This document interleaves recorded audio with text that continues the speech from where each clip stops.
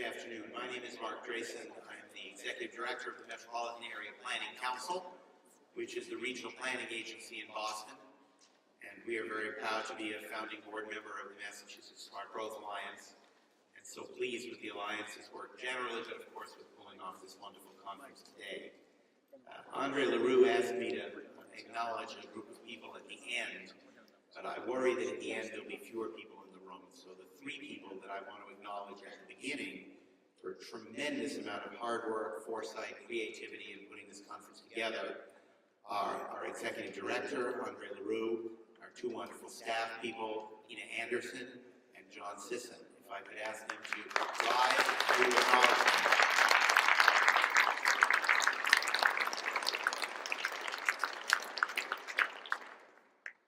Thank you all very much. We're very excited to have Dr. Manuel Pastor here to deliver our keynote address. And to introduce Dr. Pastor, I wish to call upon a great friend of the Alliance and a great friend of Boston, Lisa Davis, from the Metropolitan Opportunities Program at the Ford Foundation. Lisa has deep roots in Boston, having worked here for many years in the for-profit and the non-profit sector in housing and community development. She's been a stalwart supporter of the Alliance, and particularly our Great Neighborhoods Program, and nationally is a voice for issues of equity and fairness throughout the smart growth movement. So it's a pleasure that I introduce Dr. Pastor, Lisa Davis from the Ford Foundation.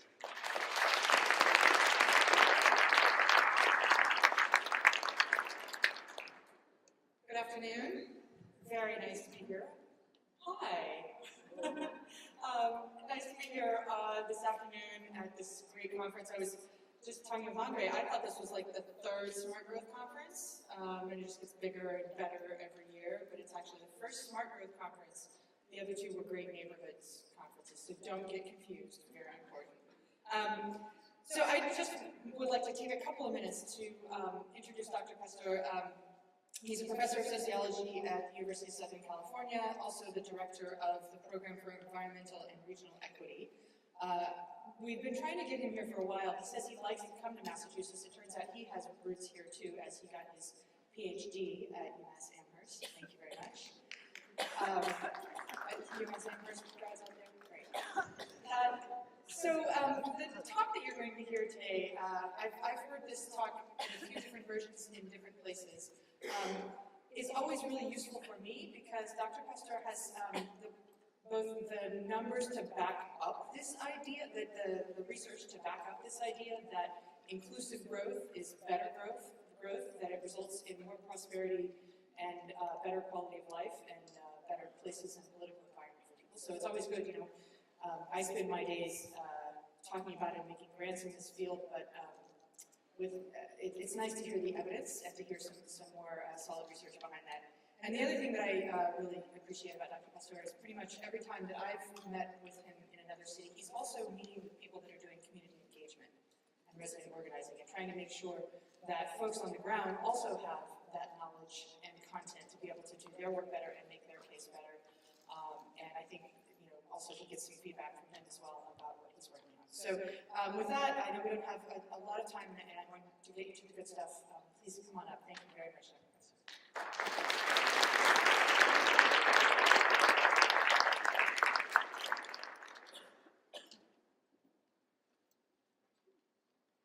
It's really good to be with you. Oh, great, the PowerPoint is up. It's always a good sign when there is power to your PowerPoint. It's actually even better when there's a point to your PowerPoint, since there's so many. Yeah, I was a graduate student here at the University of Massachusetts Amherst. Go Minutemen. It's a small but mighty crew back there. I have fond memories. The one bad memory I have is that I actually left my knee on a basketball court in Northampton, Massachusetts. I was hacked by a Celtics fan, so I'm still a little bit resentful of it. So I was asked today to talk a little bit about the changing demography of the country, a little bit about the research on the relationship between equity and economic growth, a little bit on what the specific policies were that might support that. I was also asked to comment on smart growth in Massachusetts, the Great Neighborhoods Initiative.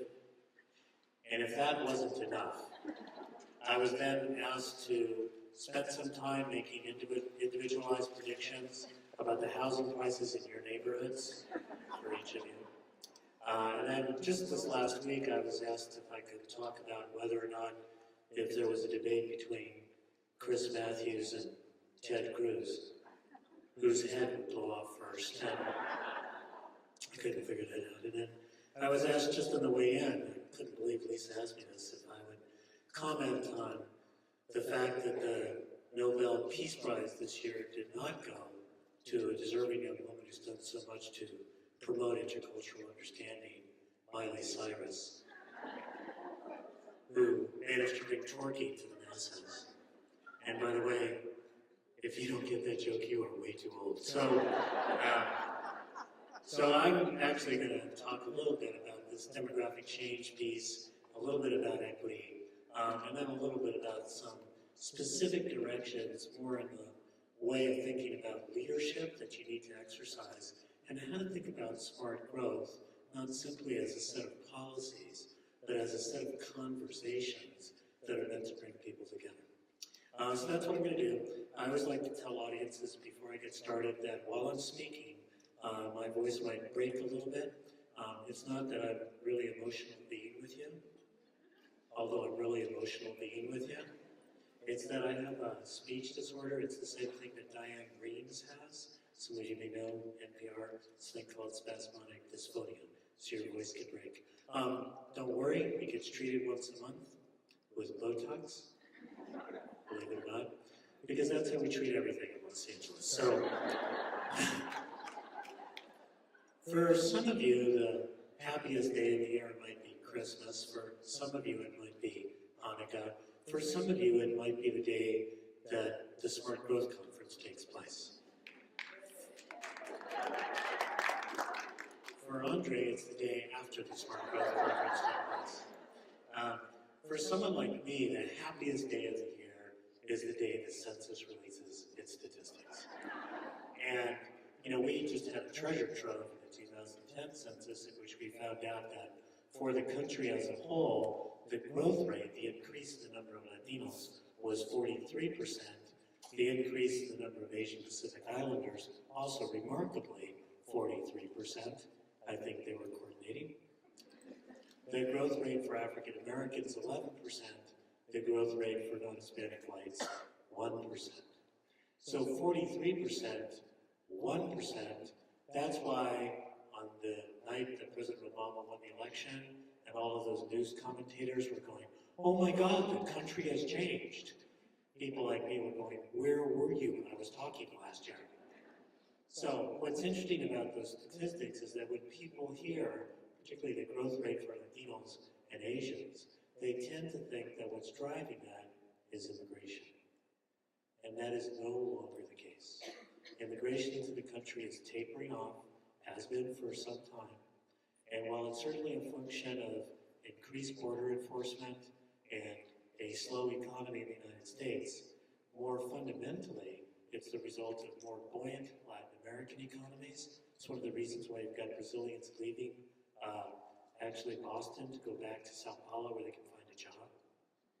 And also changes in fertility rates. Most importantly, in Mexico, the fertility rate, over the course of her lifetime, a woman 30 years ago would have had 5 children. Now that fertility rate is 2.3. The fertility rate in the United States is 1.7. So as those two narrow, the migratory pressures are easing. In fact, net migration from Mexico for the last couple of years has actually been 0. In fact, many of us think it's negative, but we think you'll think we're crazy if we say that, so we say 0. So, what's that look like in Massachusetts? Massachusetts sort of mirrors the country as a whole, with slightly faster growth in your African American population and a actual decline in the number of whites in the last decade. In the Boston area, it's pretty much the state's numbers as well. And so that's what it looks like. And nationally, what it's meant is that in the decade of the 1980s, about 1/3 of our growth was coming from non-Hispanic whites. In the last decade, country as a whole, only about 8% of our growth was coming from non-Hispanic whites. and about two-thirds, nearly two-thirds, was coming from the Latino population. So as I said, what's really driving that is children. So this shows you the change in the number of children in the United States. So between 2000 and 2010, the number of young whites in the country actually fell by 4.3 million. Now that does not mean that 4.3 million young white people died. We would have noticed that. It would have been reported on Fox News. It would have been blamed on Obamacare. They just couldn't get on the computer and they killed over. So, what it does mean is that not that, but rather that more people are moving into 19 and 20 than are moving into 1 and 2. So, number of young whites declines by 4.3 million, number of young African Americans by about 250,000. Some of that's redesignation into the multiracial category, but not as much as most people think. The number of young Latinos up by 4.8 million, number of API up by 800,000.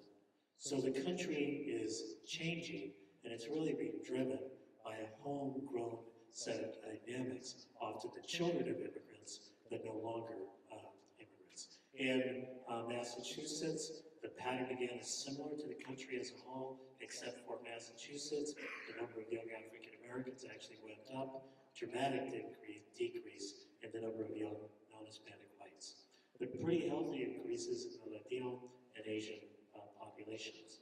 And that is the reason why by the year 2042 or 2043, the United States will become the so-called majority minority. Or as I like to think of it, all minority all the time. That is, everyone will be a minority. Now what's interesting is that we cross a couple of other sort of lines before that. So by the year 2030, the majority of the workforce will be people of color. It's a fascinating statistic. That means those who are carrying the tax burden of supporting both the elderly and the young will be people of color by about 2030. By 2019, 2020, the majority of youth will be people of color. Last year was the first year the majority of births were people of color. So big and dramatic changes in the U.S. as a whole. Massachusetts is also going to see those kind of changes, but it will remain a little bit more white than the rest of the country, with some of your growth coming from African Americans, but your biggest share increases coming from Latinos and Asian Pacific Islanders. That's the next America, that's the next Massachusetts, that's the next Boston, that's who we should be planning for when we talk about smart growth. Share of foreign-born on the increase, slightly above average in Massachusetts and in Boston and in the country as a whole. So let me move to some maps, because I think maps are like really cool. And how many of you really like maps? Yeah. Man, I'm with my people.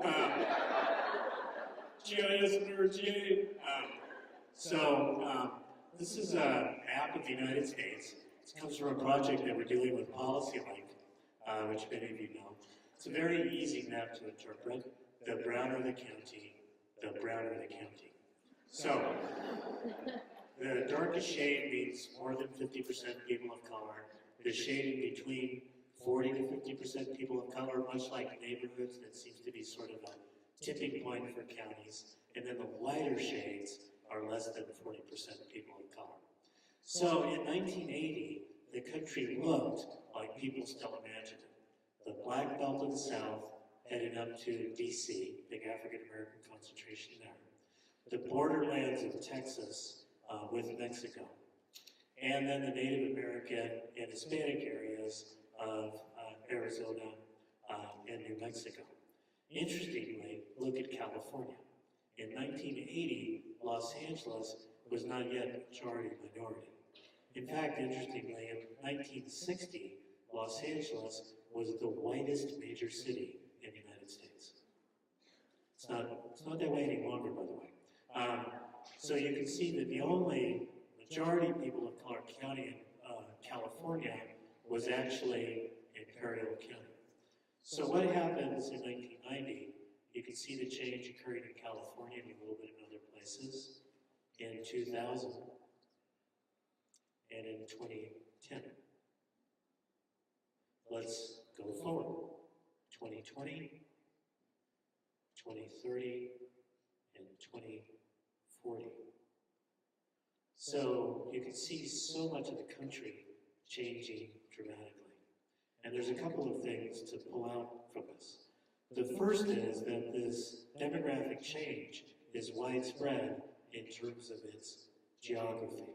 And that's important because sometimes when people take a look at that data in terms of the country becoming majority minority, what they imagine is that California is about to become 150% Latino. Right? It'll be sort of super Latinos walking the landscape saying, I come for 1.5. And as a result, that's really what will tip the country. But instead, this demographic change is occurring everywhere. And we'll go below this kind of national geography in just a second.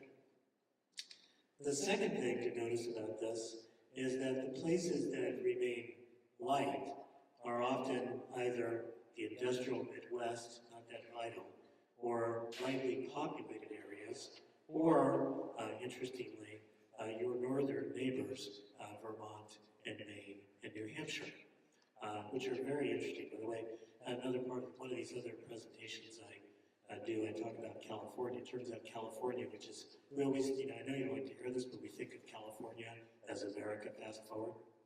We went through a demographic change before the rest of the country. Our share of immigrants is now in the decline. Los Angeles is the only major metropolitan area in the last 10 years that did not see an increase in the number of Hispanic children because the population maturing and change is slowing down. But the other thing about California is California has the most settled immigrant population in the United States. The only state, meaning that they've been in the country for a long period of time, the only state that's got almost as much a settled immigrant population in terms of the share of immigrants is Vermont.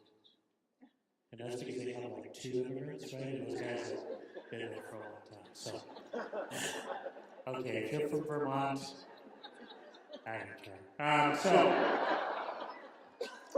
The second big change that's going on beneath the geography, and this is something Elizabeth Niebaum, she's in the audience, right? Right back there, who's been doing a lot of this work in bookings, is that the place where this diversity is occurring most rapidly, actually, is America's suburbs. So America's suburbs are now as demographically diverse as the country, even though they were once much whiter than the country as a whole. And you can see this by looking at the Boston region. Here's the Boston region in 1980. Again, darker shades indicate higher percent of people of color. This is the Boston region in the year 2010. A lot of the changes happening in your more suburban outlying areas. And in fact, if you can see this a little bit more clearly, when we look at whether or not there was the darker shades here are increases in the population of color. The lighter shades are either very small increases or no increase at all in terms of people of color. They were declining in terms of people of color.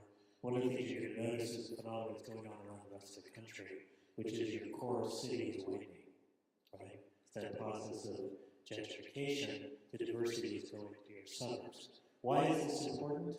Well, first, it's given Elizabeth Niebaum a tremendous amount of work that she can do, a great new book, something you should buy. She'll be famous as a result, so she thanks America.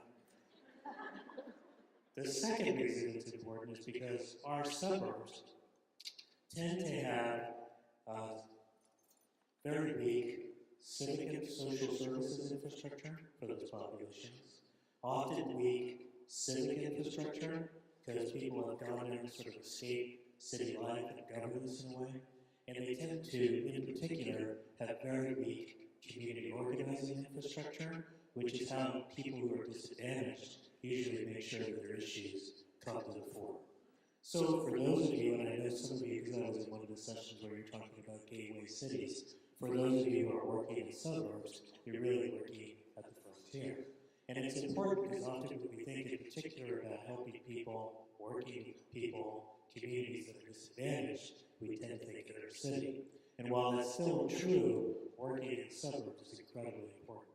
This also shows you where the young population is, again, more outlying. The other big demographic change that's going on in Boston and so many other cities is that in our urban areas, the two populations that are coming into the closest proximity are African Americans and Latinos. Primarily because the Latinos moved into African American areas, not so much the other way around. One way to see this pretty dramatically is to look at where I come from, South LA. USC is actually the northern part of South LA. And one nice way to take a look at it is to look at our high schools. How many people here are from Los Angeles? Anybody?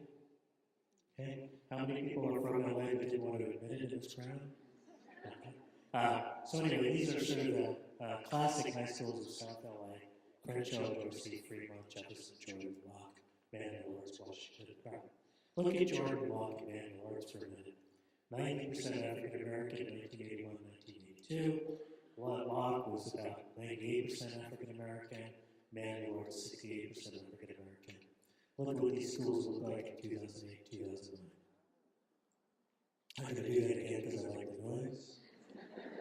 So Jordan goes from 90% African American to 80% Latino. Locke from nearly all African American to 2/3 Latino. Manual Arts from about 2/3 African American to about 80% Latino. So these are big changes. And what that means is that people who are working on the human relations side, in particular, of bringing African Americans and Latinos together around community development, community organizing, etc., are doing very important work. Now, one fact I always like to share with people, except for Dorsey, which is an interesting and odd school, but I'll put it to the side for 1 second. In the other 7 high schools, in 1981, 1982, there were exactly 37 white students. In 2008, 2009, there were exactly 37 white students. We think they're the same students. And we're launching a research project called Leave No Child Behind, because apparently the feds don't want the name. So, let me ask you a question.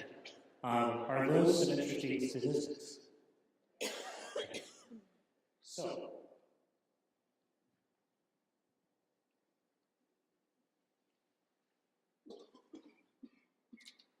those are not the most interesting statistics from the census. Here's the most interesting statistic from the census. It's the median age. The median age, half older, half younger, of non-Hispanic whites in the nation as a whole, 42. The median age of Asian Pacific Islanders, 35. The median age of African Americans and Native Americans, 32. The median age of Latinos, 27. 42, 27, 15 years, it's a generation gap. And we can see what it looks like in Massachusetts, very similar. Whites here, 41 years, Latinos, 27 years, slightly older Asian Pacific Islander population, younger Black population. So what does this mean? It means 2 things. First, it helps to explain our demographic change, because when you're 27, you're in prime family formation age. When you're 42, you think you're in prime family formation age. You may be, I don't even question it. But it also helps to explain our politics, because one of the things that's going on in the state, for example, with the biggest generation gap, the whitest old, the brownest young, is Arizona. Think about the politics there, and immigration, etc. And what we've been trying to take a look at is what are the consequences of this growing generation gap in the United States, in which you've got an increasingly people of color youth population, an older white population, which sometimes has not seen itself in a younger population, and it's reflected in, remember that very famous Tea Party sign, keep your government hands off my Medicare, which people laughed about because it's Medicare's government program. But really what that signaled was, let's lift up the drawbridge just as the new generation is arriving.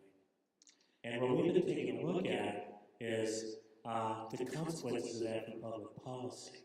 So this is, again, a map of the United States. The darker the colors here, the bigger the spending on education per child. And this is a map in The second map is where the generation gap is the biggest. It's like a photo negative, right?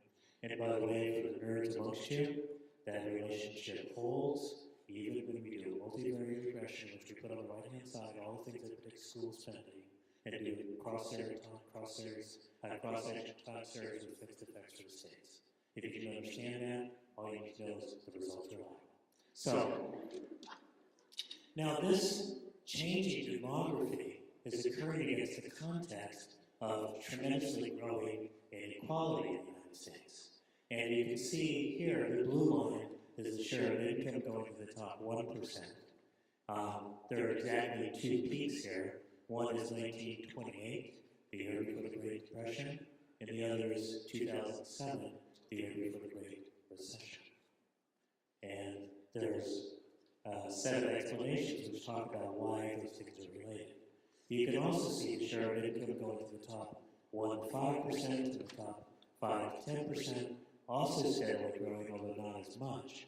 That, going to the 1 to 5, 5 to 10, that has a lot to do with increasing returns to education, technology, globalization, etc. The top 1% has a lot more to do with sort of CEO pay and financial shenanigans. Now, the thing that happens in the United States is that people say, well, maybe there's a lot of inequality, but at least people get ahead over time, right? That we've got a lot of inequality, but at least there's still mobility. This is sort of the Pew Center's research on mobility, and what it shows you is that if you're poor, you tend to stay poor. If you're rich, you tend to stay rich. So 42% of kids born in the lowest income quintile stick in the lowest income quintile when they grow up. 39% of kids born in the richest income quintile stick in the top income quintile when they grow up. How do we compare internationally? On the right, on the horizontal axis, is the Gini coefficient, a measure of inequality. On the vertical axis is the sort of stickiness in your income quintile. And you can see what's interesting is that as the level of inequality goes up, the stickiness, right? People stay in the same class goes up. And so we are as class height bound as England, and doing much less in terms of mobility than Germany, Sweden, Finland, Norway, Denmark. So we also have persistent racial gaps, and these are some data for Massachusetts in terms of those racial gaps, somewhat familiar to you, but I want to kind of try to bring this to why you should think about this in a slightly different way. You know, traditionally, people who've been concerned about things like inequality have been motivated by moral concerns and a sense of justice. And believe me, I think that's good. And I hope you feel moral and just in all your duties. But what's interestingly happening right now is that people are concerned about whether or not it is the case that inequity has negative impacts on economic growth. And we are finding out that, in fact, that's happening, and I'll talk about the data in a second, but we're worried about it in particular because if you take the current level of inequality, you connect it up with the changing demography, you've got a sort of perfect storm for an economy that won't be functioning well in the future. Because you have an aging population in which the young will have to support more and more of the old, even as there's less and less investment going into making them more productive, even as there's more inequality, even as there's more racial inequality as well. Now, the conventional thinking has been that inequality is somehow good for economic growth. That's the logic of trickle down. If rich people have money, they'll save and invest. That'll make the economy grow. And if you do anything to change the distribution of income, it'll have a negative impact on economic growth. But interestingly, a series of studies have emerged, first from the developing world, showing that more equitable societies, in fact, grew more rapidly and sustainably over time. At a national level, people are talking, and there's a wonderful book by Joe Stiglitz called The Price of Inequality, which talks about how the very high levels of inequality in the United States in 2007 led to excessive speculation and financialization by the wealthy, inadequate aggregate demand, and all sorts of favors seeking in government.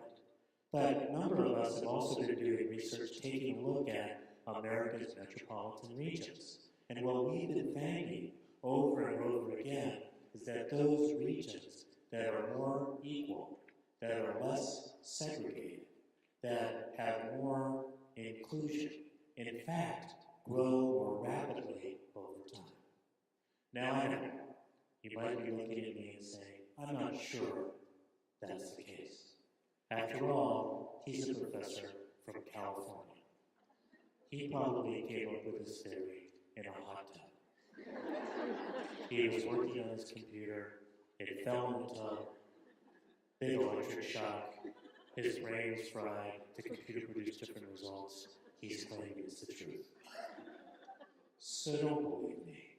Believe that well-known left-leaning institution, the Cleveland Federal Reserve, which put out a study for a group called Fund for Our Economic Future, trying to take a look at those things that predicted economic growth in metropolitan regions much the size of Cleveland, 120 of them. And what they found out was things you would expect make a difference too.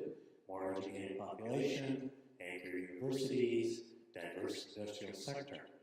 But what also made a difference was income inequality, slowed growth, racial segregation, slowed growth, pockets of poverty, slowed growth. And we are continuing this research, both with PolicyLink and then some data exercises I'll talk about, many of which are captured in this book, Just Growth. This is a very good book. It should be purchased by many of you. My understanding is that Andre will be giving them away as party favors at the reception. And for those of you who are not big readers, it's about to be made into a major motion picture, in which I was going to be portrayed by Antonio Banderas. I was excited about that. It turns out it's Carlos Mencia, but still, it's a good thing. So recently, what we've done, kind of growing out of that book, is take a look. There's been a recent study by the International Monetary Fund looking at the relationship between inequality and sustained growth over time. So we just finished a paper that was just accepted in a journal, which if any of you are academics, you know that's a moment for joy, and which we replicate the IMF study, but looking at America's metropolitan regions. And we found out that the single most significant predictor of shortening the growth spell, of having less sustained growth, was inequality in the region. Residential segregation and metropolitan fragmentation, having a lot of governments that aren't coordinating, kind of like here in Massachusetts, those things tend to shorten the growth spell. And in fact, while things like education levels and economic structure are important, they're not the most important. So why is it? Well, it turns out that when you've got places that are very unequal, there's a lot less investment in each other, and there's a lot more social tensions about what the nature of the growth strategy is going to be. And those social tensions spill over to not being able to come to some agreement on what the strategies will be. So, let me just say, because I'm looking at the clock here, and kind of come to a roaring emotional conclusion, that this work is a challenge for us all. Because it means that folks who are traditionally thinking about the business side of things and the economic side of things need to think about equity.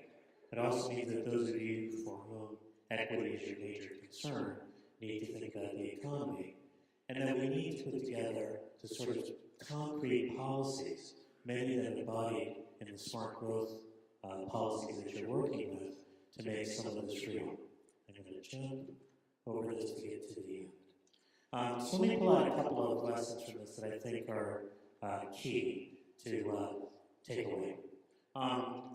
The first is to understand this next America, and to understand the following thing about it. When people think about the next America, many people on the right go, oh my God, it's angry minorities coming to take away our stuff. And people on the left go, you angry minorities coming to take away some stuff, right? But if you spend some time with these young people, they are very aspirational, they are very positive about the world that they think that they're inheriting and that they think they can change. And speaking to their aspirations and not their anger is a way to motivate them. It's a way to get them involved in a lot of the exercises that you're involved in. The second thing I want to lift up is that these issues of equity and inclusion are fundamental. They're fundamental to generating economic growth. They're not add-ons. When somebody tells you that smart growth is either just about growth or just about good planning, it can't be. It's also got to be about equity, because equity is going to help generate sustained growth over time. If you think about doing transit-oriented development, if you don't figure out who's actually taking those buses and those rail cars and design TOD around their needs, if you don't think about the workforce development piece of it in a way that brings people up, you're not going to be able to generate smart growth over time. The last thing to say here is to see smart growth as not just a strategy, but as a conversation about our shared future. That is, it's a conversation about what kind of world we want to live in, what do we want the physical landscape to look like, how do we want the neighborhoods to be, what do we mean by having diverse neighborhoods and having people interact together, what do we model with smart growth about the world that we want to see formed. And in doing that, we need to think about the way we each individually lead in that as well. And so I'll end with that. I used to run something when I was a professor at UC Santa Cruz called the Summer Institute Social Change Across Borders. And it was an institute that brought together community activists from Latin America with community activists from Latino communities in the United States to talk about transnational organizing. And at the end of one of those meetings, a guy named Victor Quintana, an organizer of farm workers, campesinos from Sinaloa, Mexico, got up and said, you know, there's only two kind of leaders in this world. Those leaders who like the game of chess, and those who like the jigsaw puzzle. And like you, we were looking at him going, what the hell are you talking about? And what Victor said was, well, in chess, the pieces are generally just two colors. They're either black or white. In the jigsaw puzzle, the pieces are many different colors, and indeed a single piece can be multi-hued. In chess, some pieces are far more powerful than others. You are really bummed out when you lose your queen, particularly to a pawn. In the jigsaw puzzle, every piece is important because you know that frustrating feeling when you get to the end and one or two are missing, and you know it's your kids, right? In chess, you literally get ahead by knocking somebody off their territory. You gentrify them. In the jigsaw puzzle, you make progress by fitting the pieces together so seamlessly that you don't know where one ends and another begins. In chess, the object is to win. In the jigsaw puzzle, the object is to complete the tapestry. We play way too much chess and not in the jigsaw puzzle. And while you might think of smart growth as being about TOD, as being about a particular kind of workforce development, about making sure that porches face the street, or that there's a vital street life, really fundamentally what it's about is shifting our framework to think about the jigsaw puzzle in which all communities within a region have a place, fit together, find their way, understand their common fate. Thank you.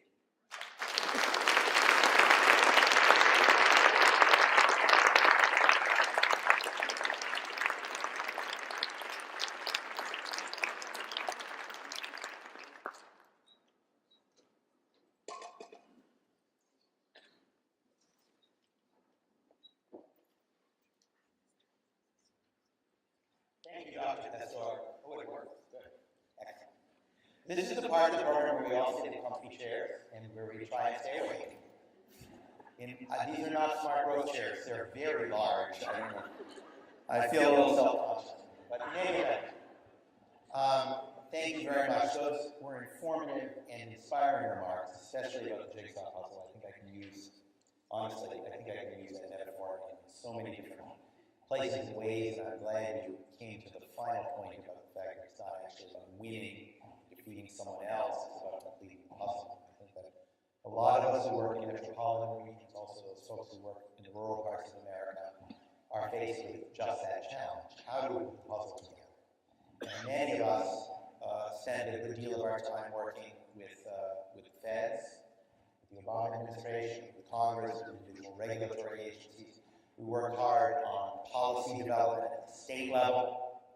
But as I think about many of the people in the room, and I know a lot of you, if I think about the community development corporations, neighborhood-based community organizers, if I think about the Mass Smart Growth Alliance, particularly through its Great Neighborhoods program, and if I think about my own agency as a regional planning agency, the vast majority of work that we do is not with the state or with the feds. The vast majority of work that we do is one municipality at a time, one city at a time, one town at a time, one neighborhood or one block at a time. Because it is at that local level that the vast majority of land use decisions and other critical decisions about local services are made. So the question that I would like to ask both Lisa and Dr. Destor is how can we use some of these lessons to influence local actors who are elected by a very small constituency? They tend not to be elected or appointed by the people who are going to live in that community 10 or 20 years from now, but the people who are hanging on in that community today. And while I have seen in my work a lot more forward-looking local officials who recognize some of the issues that Dr. Destor described, not everyone yet falls into that category. To me, it isn't just a city thing or a suburb thing. I see the embracing of new trends in both, and I see the resistance to new trends in both. And I wonder how we can bring this message effectively to those local leaders. I'll start with Lisa and then with Dr. Destor. Or do you want to say? That's fine. I'm happy to talk about this a lot. I think, as with organizing, much of where this starts is about an enlarged sense of self-interest, and maybe that's the justice and equality part.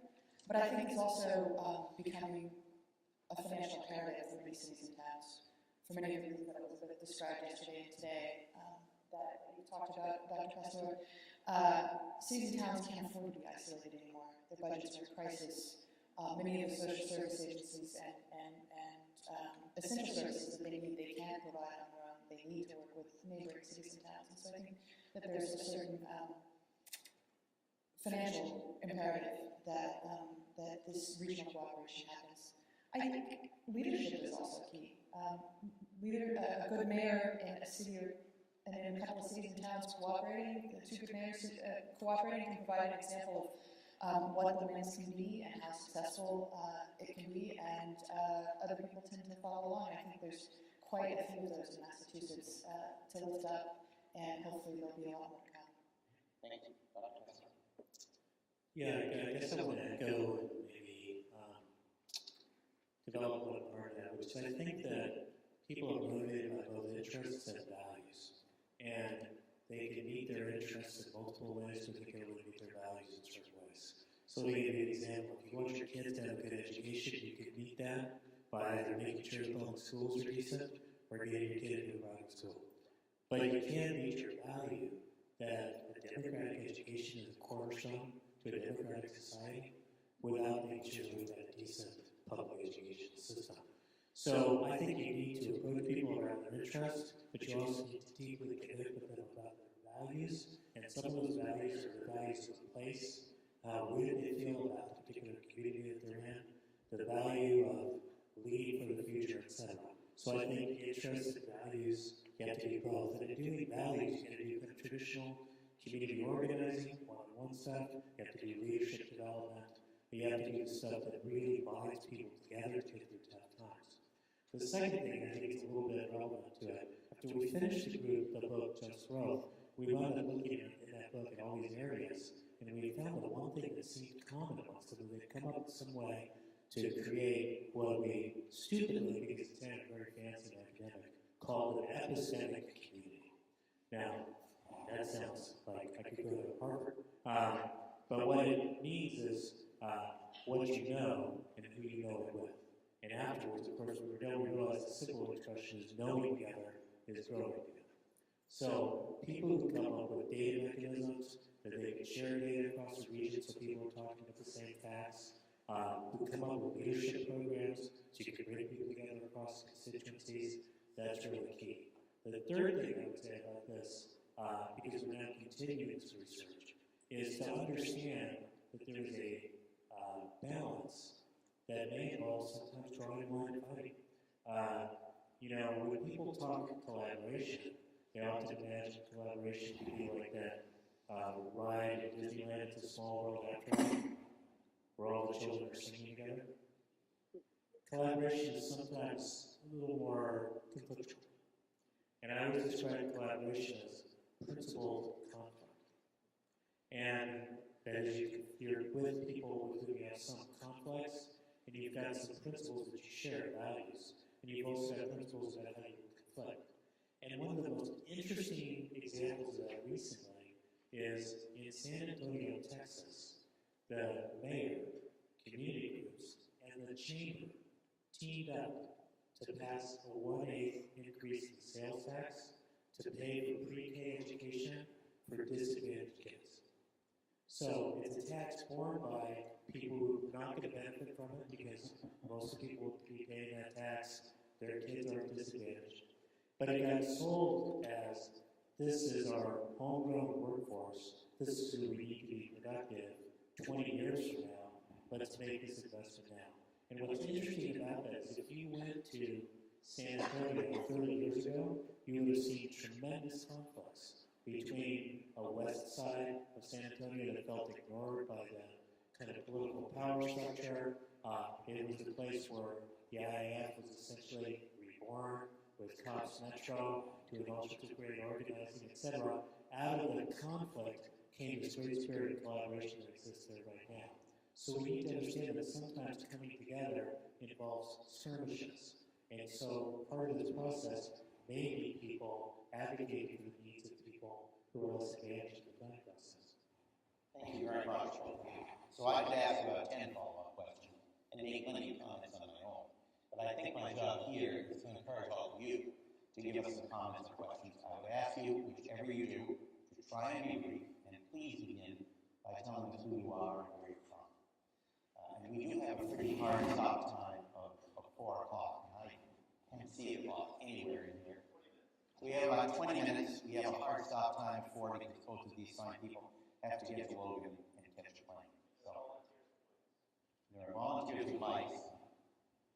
Yes, there are. That's right. So, who would like to go first? The first one is always the hardest. Nancy isn't raising her hand, she's pointing at something. Nancy, I'm going to start with Barbara right here.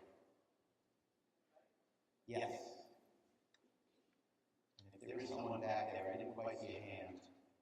Yes, very good. Okay, Josephine. So we'll do that right after Barbara. Hi, thank you. I'm Barbara Fields, Regional Administrator for HUD. But more importantly to me, I'm almost just 20 years on the ground, working in Rhode Island neighborhoods and working in Bliss.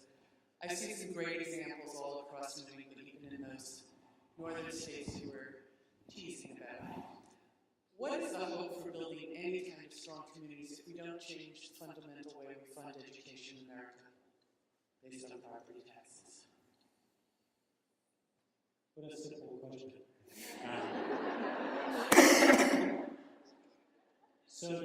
I think that part of the issue in California where we've got more equalized property taxes, we still have a lot of problems. But one of the things that's interesting going on in California right now is the governor, to his credit, has taken a lot of extra money that we've gotten from a new ballot initiative, and he's redistributing it based on need.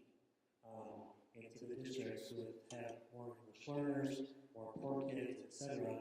And he's been able to pull it off. And I think that that's it's going to be very key to the future of the state. And fundamentally, for anybody who's trying to do smart growth, you really need to make schools work, right? Because if you want people to stay in cities, not just lure back young professionals, right? But make sure that they stay there, to have kids, and make sure that the immigrants who are in these communities don't say, geez, my kids feel unsafe in schools, I think they'd like to get a better education somewhere else, and they too abandon these more distressed areas. Education is really kind of one of the keys to smart growth that people are not willing to tackle because they think it's somebody else's concern, but it's really a very fundamental concern. And some of it's going to take all of us standing up to, insist about where it is that we need to redistribute these resources for schools that are low performing. When I was a parent in Santa Cruz, and my wife was working in school, we had a big federal grant, and it was a school where the kids went. And it was a school that had the highest level of immigrants, highest level of poor kids. It was a really good school. And a bunch of parents from the other schools got very resentful. They said, you're getting all this money from the feds, right? You're getting all this money, it's really unfair. And I wound up getting in a school board and you go, wait a minute, if we have any more money, don't spend it on my kids or your kids. Spend it on poor kids. My kids have 400 books in the house, right? They've got 3 computers in it, right? This is not where we need more money to be spent. So until we shift the way we think about that and advocate, I think that's going to be really a problem. I think the school funding question is pretty intractable, but I'm also really interested in the notion that as Heather Schwartz says, housing policy is school policy. And that the fundamental issue that we're dealing with are issues of racial and economic segregation. And if we deal with some of those issues, again, small issues, that we deal with the school problem. Where I live in Brooklyn, New York, the most segregated school system in the world, in the city and the country, thank you very much. The best schools, the most sought after charter schools, however you feel about charter schools, are the ones that integrate special needs children into the classroom so that they get extra resources. And so the competition for middle class families, for the few slots that exist for them in those schools is fierce. And it's kind of an interesting model, back to this idea that the places that have need get more resources and actually end up creating, in some ways, a higher level of excellence.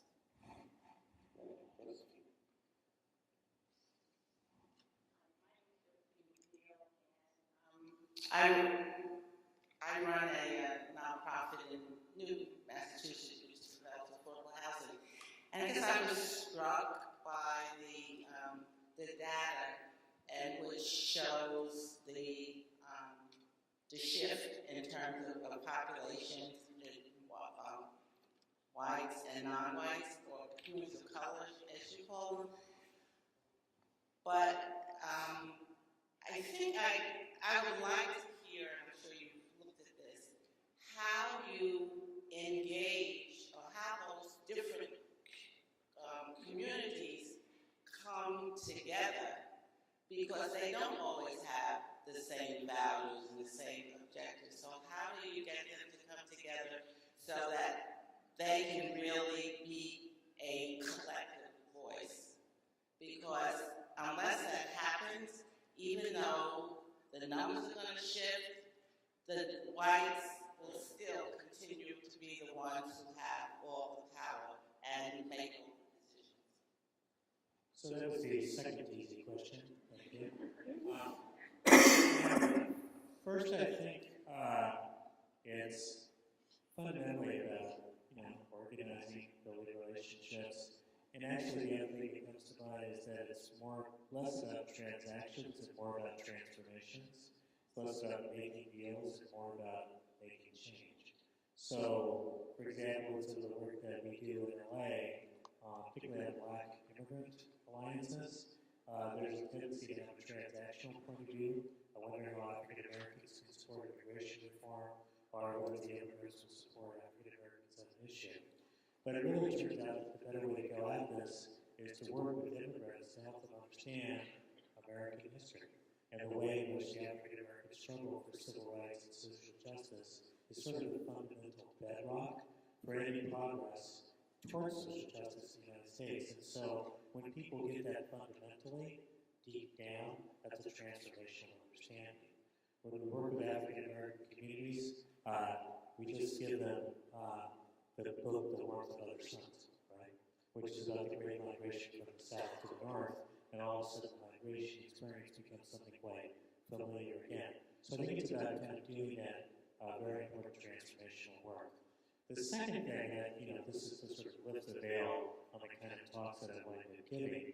When I talk about, first I think it's really important to talk about race, because I think it's there, and a lot of people want to say, geez, maybe if we didn't talk about it, nobody would notice it, and we could kind of just work on common things, right?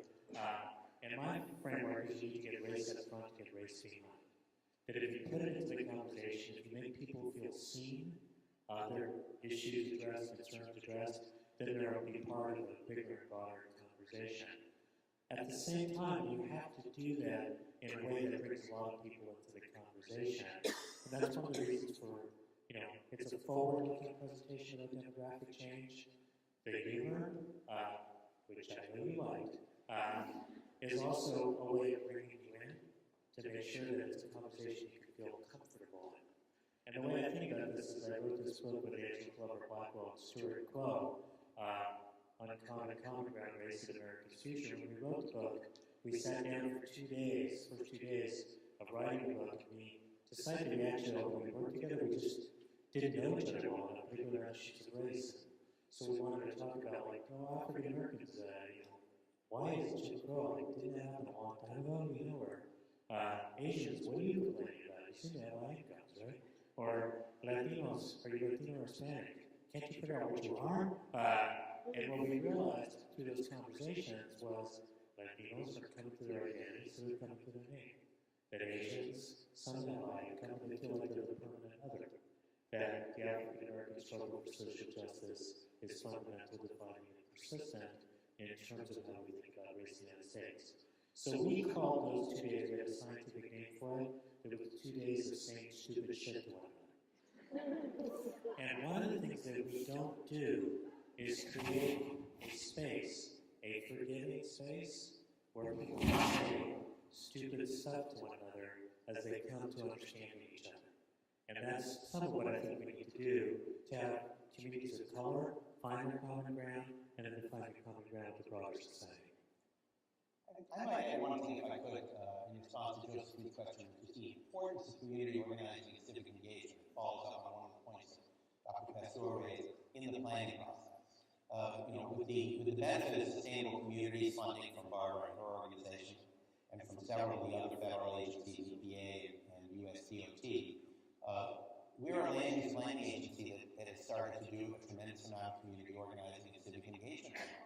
Because fundamentally, when you talk about a new zoning ordinance to rejigger a community, it's not a technical discussion, it's a political discussion.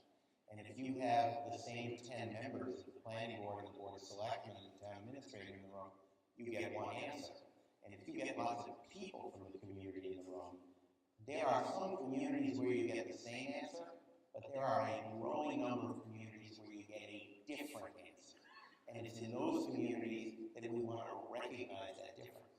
So I think it's just important, it's not just a regional planning agency, it's just for everyone who's involved in the planning process about how we use our space, is to recognize that you can have a technical conversation that goes in one direction, or you can have a people-based conversation that goes in a different direction. We have to think about these planning processes differently, I think, going forward, if we're going to take advantage of the different answers that the demography could give us. Let's see if we have another question or comment. Right behind you there, sir. Gentleman in the brown coat, I believe. Sorry, you mentioned these. Can you just tell us who you are? I'm Ron Fleming. I went to Dorsey High School. Yo, what do you think? When I was there, it was 1/3 white, 1/3 black, and 1/3 Oriental. And people went into a lot of range of different activities. And there were high-income people and low-income people there. My question really is, how do you have common ground if there's shifting ground, if the whole population is changing so much? How do you build that sense of community? It sounded like Dorset High School was no longer the integrated high school that President Sukarno went to visit, as an example of the most integrated high school in the country. Yeah, well, that's a really good question. Actually, these communities that are in transition are often quite vulnerable. We did a study called Which Came First, which was about whether or not toxics were placed in minority neighborhoods or whether neighborhoods became more minority after the toxics were placed there. And, the answer basically was these were placed in more minority neighborhoods, but we found something interesting, which was it was the neighborhoods that were undergoing a lot of transition that were vulnerable, right? Because there wasn't a lot of community organizing going on to link the communities together. Now, unfortunately, in Los Angeles, there's a lot of organizing that's recognized this set of issues and is actually doing that kind of multi-racial organizing, bringing folks together. So there's a great group in South LA called Community Coalition.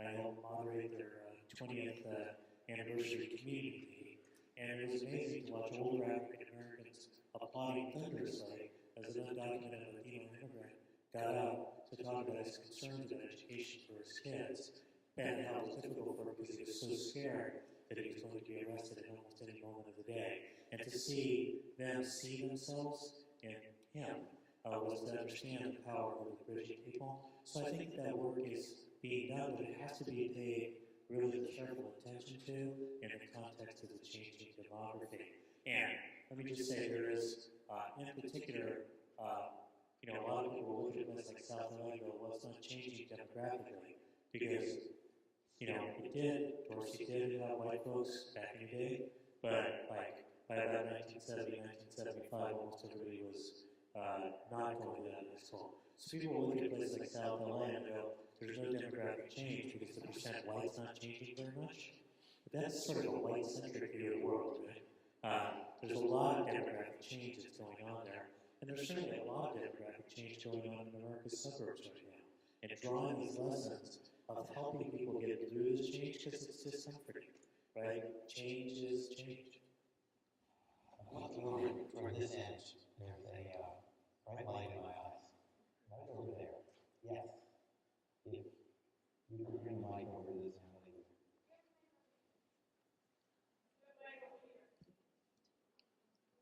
Okay, well, we'll take this woman first, and then we do have time for one more. Okay. Is this good? First time. My name is Lisa Hogue, and I live in Western Mass in a tiny little town called Wendell.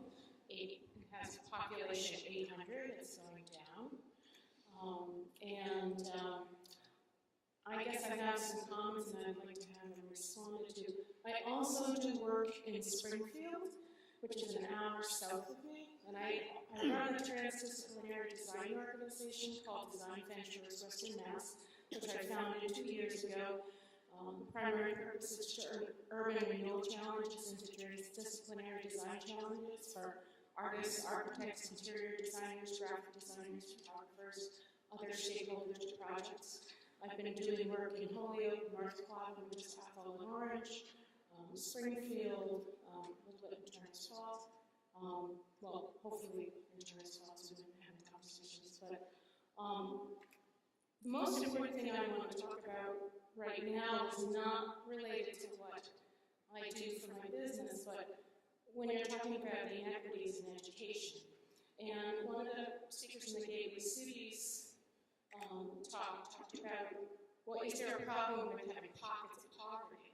And I work with a family in Springfield where it's an older black father and a 7-year-old daughter. He's a single parent, and he was raised in Mississippi in the Deep South before the Civil Rights Movement. And there's an issue of illiteracy. So I help her with her homework every night if I can. And so the school is great, but what's been happening is she brings her homework home, there's no one to help. And so certain things like she was supposed to bring a book home every night, she stopped bringing the book home because there was no one, there was not a parent who could read a book with her. And I think that, I I also sing in a Baptist gospel group in Springfield, and I've done that for 12 years. I've sung in a lot of the churches in Springfield, and so I see a side of the race difference and the economic difference that is hidden, that most people don't see, that even when there's excellence in the schools, there is an intergenerational financial literacy challenge, and there's an intergenerational literacy challenge. I grew up in an upper middle class New England family, and all of the conversation around the dinner table is literate, all of the, there's books everywhere, and there are no books in the families I work with in Springfield. So that's one piece, and then in the tiny town I live in, there's no transportation.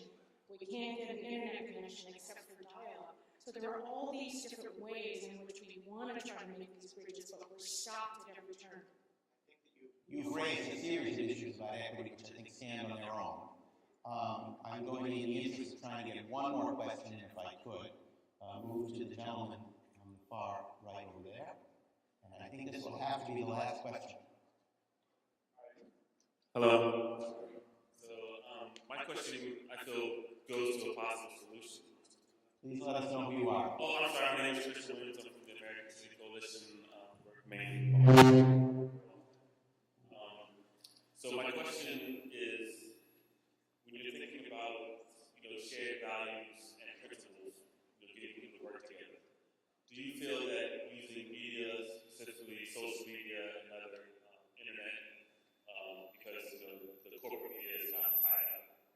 Sorry. Do you think using media as a tool to unite people behind these ideas that we're talking about will move them forward quicker through like policy discussions that that we're going to have had? So let me address both those, maybe Lisa will want to as well. So from the Western Massachusetts friend, that, I really want to echo something you said, which is that when people think about change, they have to think about what's help the children, but they forget that the children have parents, right? And, that things like, particularly for those of us who are immigrants, if you can flood the zone with English as a second language classes and increase literacy for those adults, in a particular case, a different demographic, you create an opportunity for parents to help their kids with homework, to engage more effectively with the school system, to feel more confident, and actually be able to progress economically as well. So there's a tendency to think education means the kids, but it's got to be adult education, it's got to be job retraining stuff, it's got to be English as a second language. On the social media stuff, I think that's pretty powerful. I just started tweeting, which is really cool, makes me feel hip. I always like to say, people know what the hashtag of this event is?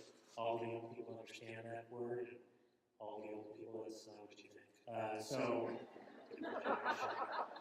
But the thing I worry about, and I think this is not just a concern of somebody who's older, but somebody who spends a lot of time with organizers, is that if social media becomes a substitute rather than a complement to the sort of human interactions that help people have those transformations, those epiphanies that allow them to see themselves in the other, which is fundamentally what this is about, then it's not going to work. If we're thinking about it not as a sort of thin add-on, but as a real, or thin substitute, but as a substantial complement to traditional means of organizing, then Godspeed. I think you can make a really big difference, and it certainly works with a very different demographic in terms of age.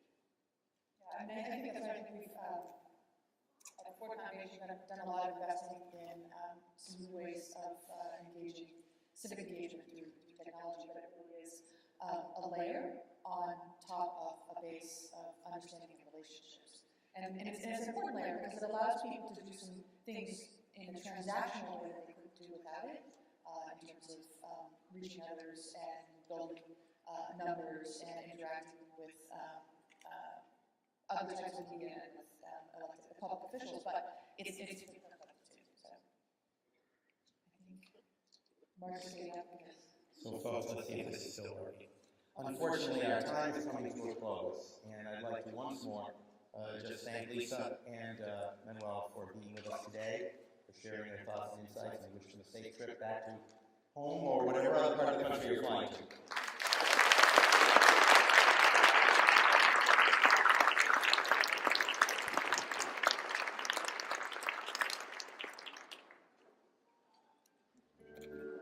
Last comments were supposed to be a bunch of thank yous, but I left the list of thank yous on the table. So I think it's more appropriate anyway to call upon Andre to come up and close this conference because he put so much of his own thought process and his own creativity into designing today's event. And so once more to close this out, Andre LaRue from the Mass Smart Growth Alliance. Thank you very much.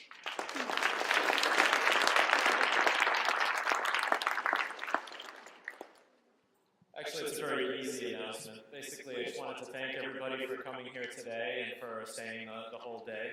If you're able to come from the morning on. I want to thank again our sponsors who made this event possible. And I wanted to remind people that the survey will be going out tomorrow, but most importantly, the fact that there will be a reception next if you want to stay and have some refreshments. Please welcome you to do that. So thank you very much.